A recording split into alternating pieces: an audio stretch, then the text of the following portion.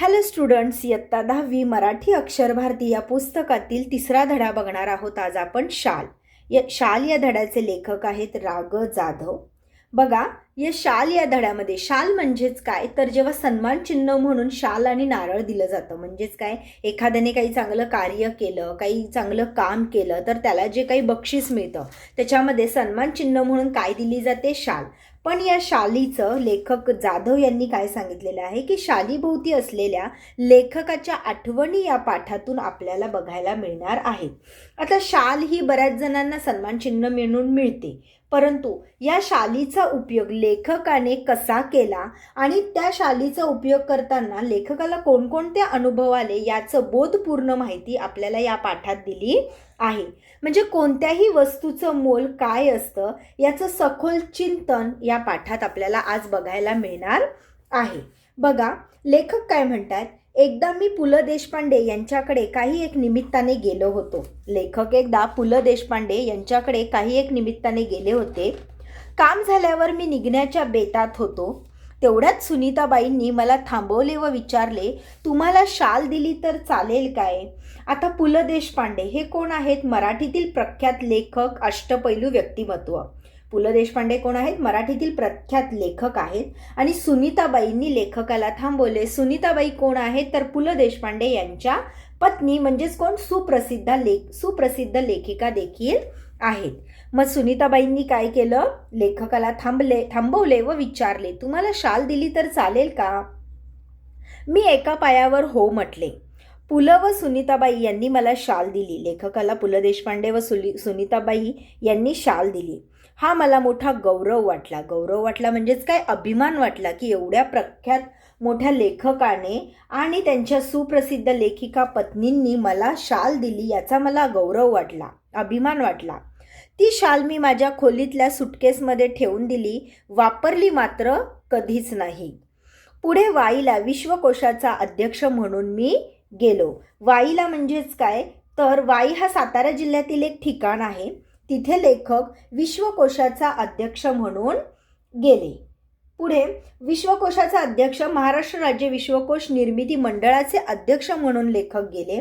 तिथे नदीकाठच्या प्राज्ञ पाठशाळेच्या खोलीत मी राहत असे. लेखक कुठे राहत होते? तिथे तर नदीकाठच्या प्राज्ञ पाठशाळेच्या खोलीत राहत होते. आता नदीकाठच्या म्हणजे कुठे? वाईला एक कृष्णा नदी आहे. वाई हे ठिकाण सातारा जिल्ह्यातील आहे आणि तिथे एक कृष्णा नदी आहे. त्या नदीकाठच्या प्राज्ञ पाठशाळेच्या खोलीत राहत होते. खोलीच्या दक्षिणेकडील खिडक्या कृष्णा नदीच्या चिंचोळ्या प्रवाहावर वाहत होत्या. थंडीच्या दिवसात एक बाई माझ्या खिडकीखालील घाटाच्या छोट्या तटावर तिचे छोटे मूल एका टोपलीत ठेवून मासे पकडण्याच्या उद्योगात होती. म्हणजे तिथे जेव्हा खोलीवर लेखक राहत होते तेव्हा त्यांनी बघितलं की खिडकीखालील घाटाच्या छोट्या तटावर म्हणजे छोट्या किनाऱ्यावर एक बाई तिचं छोटंसं मूल टोपलीत ठेवून काय करत होती? मासे पकडण्याचं काम ती तिचं करत होती. तिचे बाळ कडाक्याच्या थंडीने कुडकुडत रडत होते. पण आई तिकडे बघतही नव्हती. आता ती बाई कामात होती आणि तिचं तिच्या मुलाकडे लक्ष नव्हतं. मला मात्र राहवले नाही. मी सुटकेसमधील पुलकित शाल काढली, 5-50 रुपयांच्या नोटा देखील काढल्या व त्या बाईला हाक मारली. खिडकीतून ते सर्व खाली दिले आणि म्हटले, त्या बाळाला आधी शालीत गुंडाळ आणि मग मासे मारत बैस. कारण त्या बाळाला थंडीत कुडकुडताना बघून लेखकाला फार वाईट वाटलं. म्हणून त्यांनी काय केलं? त्यांना जी सुटकेसमध्ये त्यांच्याकडे जी शाल होती ती काढून आणि काही 5-50 रुपयांच्या नोटा देखील तिला दिल्या आणि सांगितलं, आधी त्या बाळाला शालीत गुंडाळ आणि मग तुझं काम करत बैस. या घटनेची ऊब पुलकित शालीच्या उभेपेक्षा अधिक होती. म्हणजे लेखकाला जेव्हा पु ल देशपांडेंनी आणि सुनीताबाईंनी शाल दिली तेव्हा जो गौरव वाटला होता त्याच्यापेक्षा काही जास्त ऊब ही त्या बाळाला शाल दिली त्याच्यात त्यांना वाटली. कविवर्य नारायण सुर्वे खूप सभा संमेलनं गाजवत. पुढे ते साहित्य संमेलनाचे अध्यक्षही झाले. नारायण सुर्वे कोण होते? मराठीतील सुप्रसिद्ध कवी होते. कविवर्य का म्हटलेले? कारण ते मराठीतील सुप्रसिद्ध कवी होते. त्यावेळेस त्यांच्या खूप सभा संमेलनं गाजवत. पुढे ते साहित्य संमेलनाचे अध्यक्षही झाले. परिणामतः त्यांच्या कार्यक्रमांना अहोरात्र भरतीच असे. भरतीच असे म्हणजे काय की रात्रभर त्यांचे शो काय असायचे? फुल असायचे. प्रत्येक कार्यक्रमात सन्मानाची शाल व श्रीफळ त्यांना मिळत राहील. जसं मी तुम्हाला मगाशी म्हटलं की श्रीफळ म्हणजे नारळ, शाल आणि नारळ हे एक सन्मान चिन्ह आहे जे त्या कार्यक्रमात कविवर्य नारायण सुर्वे यांना मिळत राहील. एकदा ते मला म्हणाले, या शाली घेऊन घेऊन मी आता शालीन बनू लागलो आहे. या शाली घेऊन घेऊन काय आता मी शालीन झालो आहे. आता काय झाले आहेत, माझ्याकडे खूप शाली झालेल्या आहेत. त्यांच्या बोलण्यातील उपरोधिक खोच माझ्याच नव्हे तर कोणाच्याही सहजपणे लक्षात येणारी होती. शाल व शालीनता यांचा संबंध काय? खरे तर खरीखुरी शालीनता शालीविनाच शोभते. सुर्वे मुळातच शालीनच्या वर्षावाखाली त्यांची शालीनता कधी हरवली नाही, कधी क्षीणही झाली नाही. शालीन असणं म्हणजेच काय, ते स्वभावाने इतके छान होते की किती जरी शाली मिळाल्या तरी त्यांच्या स्वभावातली शालीनता काय झाली, कधीही हरवली नाही. मी कविवर्यांना म्हटले, शालीमुळे शालीनता येत असेल तर मी कर्जबाजारी होईन, भिकेला लागेन, पण शेकडो शाली खरेदी करून सर्वांना एक एक शाल लगेचच नेऊन देईन. यावर तो शालीन कवी मनापासून हसला. शालीमुळे शालीनता येते की जाते या प्रश्नाचे माझे उत्तर जाते असेच आहे. सन्मान करण्याच्या रूपाने आपण खरे तर एक शालीन जग गमावून बसण्याचा धोकाच मोठा आहे. मी 2004 साली म्हणजे लेखकांनी 2004 साली मराठी साहित्य संमेलनाचा बिनविरोध अध्यक्ष झालो. तत्कालीन 1-2 वर्षात माझ्यावर शालींचा वर्षाव झाला.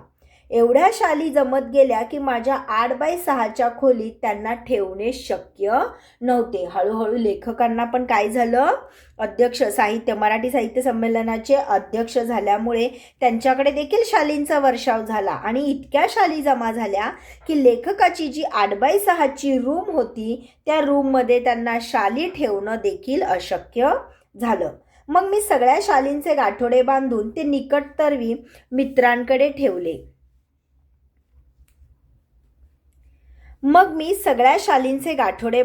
निकटवर्ती मित्राकडे ठेवले व त्या शाली वापरण्याचे वगैरे त्याला सर्वाधिकार दिले.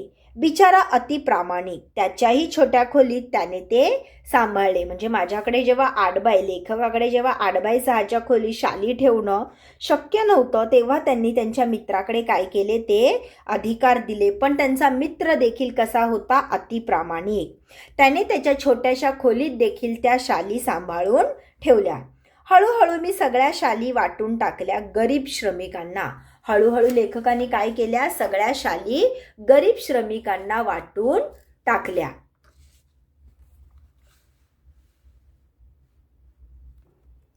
याच सुमारास मी शनिवार पेठेतील ओंकारेश्वर मंदिराच्या पुलावर बहुधा रोज संध्याकाळी जात असे.